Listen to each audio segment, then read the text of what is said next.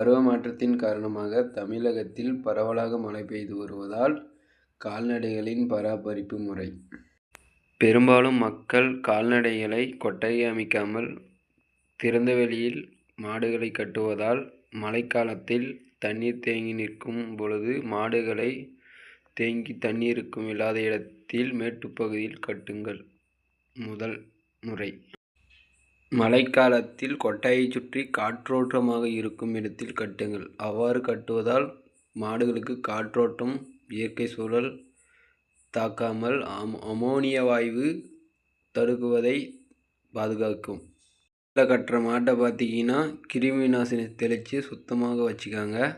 மின்கம்பம் அப்புறம் மரம் அப்புறம் அதுக்கு அடியெலாம் கட்டாதீங்க. கட்டினீங்கன்னா மின்னல் தாக்குவதற்கு வாய்ப்பு உள்ளது. மழைநீர் தேங்கி உள்ள பகுதியிலையும் கால்நடைகளை கட்டாதீங்க. தீவனம் பார்த்தீங்கன்னா மழையில் நனையாமல் இருக்கும் சோளப்புல்லு, தட்டு, வைக்கோல் போன்ற தீவனங்களை ஈரமில்லாத பார்த்து மாட்டுக்கு போடுங்க. அதை சாப்பிட்டுச்சுன்னா மாடுக்கு நோய் வர வாய்ப்புள்ளது. அதே மாதிரி பார்த்துக்கிட்டிங்கன்னா மாட்டுக்கு நல்லா சுத்தமான தண்ணீர் கொடுங்க. மழை நீர் இருக்கும் தண்ணியை சேர்த்தி கொடுத்துட போகிறீங்க. மாட்டுக்கு சளி பிடிக்கிறதுக்கு அது 100% வாய்ப்புள்ளது. மழை காலத்தில் பார்த்தீங்கன்னா அதிகமாக ஈமிக்கிறதுக்கு வாய்ப்பு உள்ளது. இந்த ஈமிக்கிறதுக்கு பார்த்தீங்கன்னா சாம்பிராணி புகையை கொட்டாயை சுற்றி போடுங்க. போடுறதுனால கொஞ்சம் மாட்டு ஈ தொல்லை நீங்கும்.